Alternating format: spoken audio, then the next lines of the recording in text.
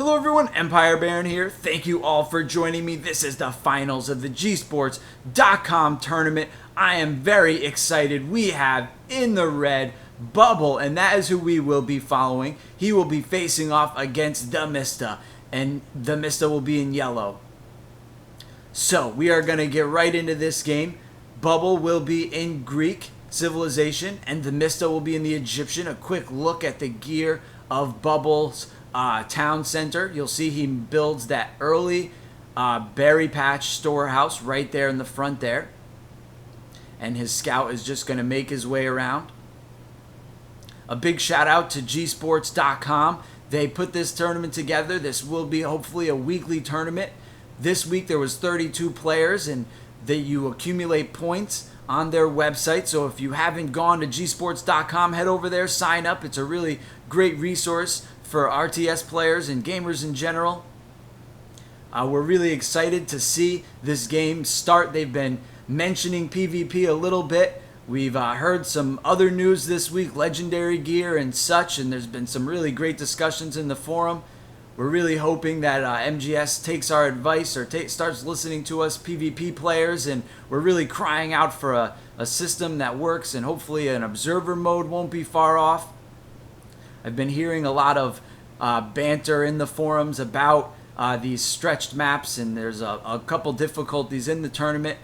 The main problem that we're having is that in order for us to keep having tournaments with money where these sponsors put money up, these games need to get on the channel, and that's from a perspective that's comfortable for people to watch. Now we like first person point of view. We can still show some games from that perspective, but it is sometimes a headache, especially when it comes to these finals where these players are moving back and forth through this screen so much. If you look at the little red box in the corner in the mini map, you see that's where Bubble's map is, Bubble's screen is, and that is just moving constantly around. But we are seeing he is gathering a good amount of goats. He's making his way around the map pretty well. He has a rather large line of sight on that scout there, so he's making his way around. You see he's building his first barracks now, and he's going to try to steal these goats here from TheMistaa, and it looks like he's going to succeed in that for now.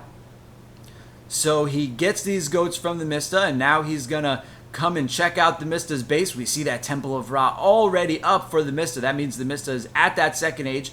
That's been a really strong strategy we've been seeing from TheMistaa lately, is he gets to that second age rather quickly. I'm sure Bubble's not far behind with that barracks already half completed there, but TheMistaa has been really strong in working these herdable animals early in the game, and that's why it's pretty surprising to see Bubble has got quite a few of them here. And let's see now, TheMistaa has four cows there, or goats there, and we see these 6 of them here. Only 2 villagers getting them, and 2 villagers on berries. I'm not sure if that's the appropriate move at this stage. You would think the herdable animals are a faster resource. That's up for discussion. I'd like to know what people think about that. Here's some more herdable animals that Bubble is going to try to steal here from TheMistaa, and let's see if TheMistaa scout is going to try to put up a fight with some of these. He got one back there, it seems, or one is on its way back for TheMistaa, and there's the scout for Bubble there, going to intercept those goats, and we are going to have a little micro battle here over these goats. Now this shows how important it is to focus on things like this. These little parts of the game, getting a couple herdable animals here, or managing your storehouses correctly so your villagers don't have to travel for, or for the new Egyptians, the empowering bonus you get from your priestesses. All of those little things and timings on when you get gold and when you do this, that is so important when it gets to this higher level play in these tournaments. And that's where microing your economy and your APM becomes very important. So we're seeing now an archery range go down with that barracks. And he is going to prepare for that camel rider rush. That seems to be, there it is, the popular strategy for Egyptians. And that scout is going to just sit there away. That camel rider did not see that scout there, I'm sure, yet. It was right outside of the range, I think. We'll get a little look at the base of TheMistaa. Oh, and that scout might have just got caught there. I think it did, and now it's going to get chased down by those camel riders. And another archery range goes down here for Bubble. And Bubble is going to try. We get a quick look at the equipment here for those spearmen. He has that cypress cover and then those heavy gloves. That's an interesting piece of equipment, but at the same time, if you put it on a piece, if you put it on a unit that is very inexpensive, you can probably make out pretty good with the bonus because it only is a cost increase. Make those spearmen a little bit more expensive. And here come the camel riders to put a little rush on, but I don't think it's going to be as much successful. Bubble has a good amount of force here, but let's see. And Bubble knows it's coming, and he's going to adapt and send some units, split up his forces a little bit so that he can cover both of these choke points on either side. We saw in the last game with TheMistaa, he used that vulnerable gold mine as his attacking point, and that's why the Bubble is going to protect it with these units right here. All right, so we see 6 villagers on gold, and we'll go up. And you see them getting the goats there. Excuse me, sorry. And we have, all right, so we have 5 units just protecting this choke point here. And about 7 military units up to the north. So right now, Bubble is going to do a little bit of turtling.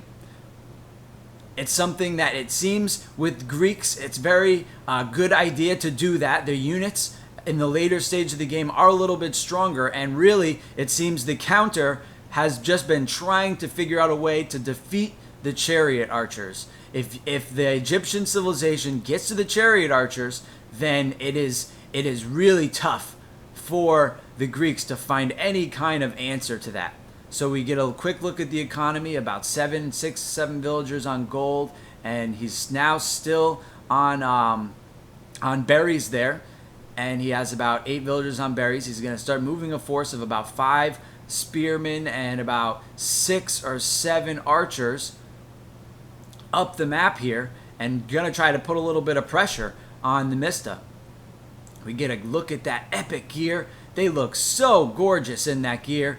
I mean, that is just one of the highlights of this game that I'm so excited for. I've been watching a lot of other RTS games, commentaries lately, and it just sometimes gets a little bit boring because the gear is just never different, or the visuals look never different. Here you see this epic gear on these units, make them look so buff. Alright, so we have the wood line is about 15 villagers, and he's got 2 archery ranges now pumping out Toxotes with 1 barracks, gonna keep supplementing with those spearmen. And he's gonna meet up this force with about 5 more units that he was using to protect, and he's going to flood in with a couple more units.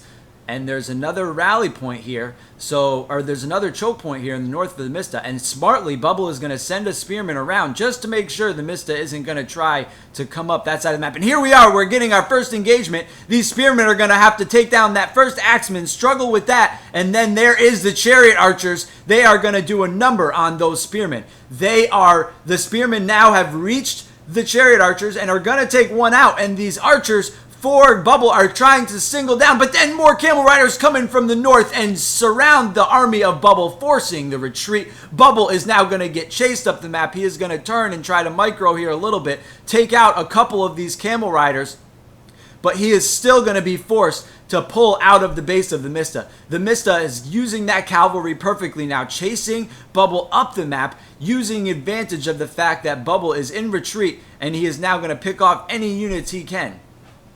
Look at how diminished that force was, down to 4 units from probably 15 units, and he only killed it maybe 3-4 units of TheMistaa. So I would say the victory of that battle is TheMistaa. Now Bubble needs to just macro units, prepare for this inevitable counterattack from these chariot archers. He needs to protect that gold mine there.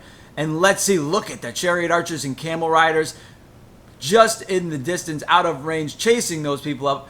We're seeing now a Hypa come in, so he might be switching a little bit faster unit now. And let's see if he is able to stop this counter. He's almost out of berries here, so let's see where he switches how he gets food from now on. He's got a good amount on wood, so he might go straight to farms here. He's going to send some villagers up from those berries, and we will see where they stop.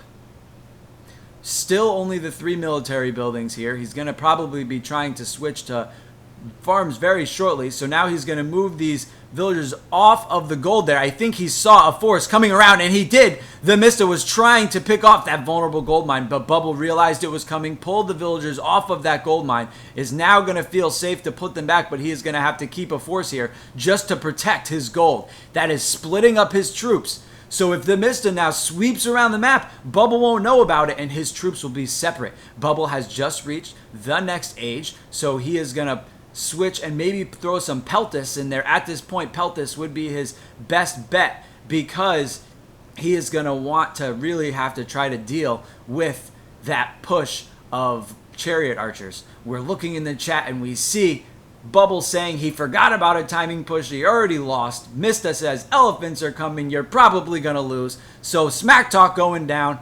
Bubble's not going to stop though. These Peltis are still going to start coming out before this attack happens. And Bubble is really protecting that gold with a majority of his force. And let's see now which side that TheMistaa comes in. Now Bubble is sweeping his force even more to the south, looking for that force of camel riders. And look! To the north, that elephant comes in where Bubble was not expecting it. Such a great strategy from TheMistaa. Feint one side, go at the other. Now he's going to try to supply block Bubble by taking down a couple houses before going in there with that high HP elephant and tanking those archers. It's very important for Bubble to try to focus down on these other units because that elephant, by the time he takes that elephant down with these archers, he will be dead. And now he's sending a couple more Peltis out, and another elephant comes in. This is going to be so hard to stop. He is trying to get another archery range down, but it just is not going to be enough. There's the resignation from Bubble. Thanks, everybody, for watching. Stay tuned. Game 2 is coming up. We will be following TheMistaa. Thanks, everybody, for watching. Empire Baron out.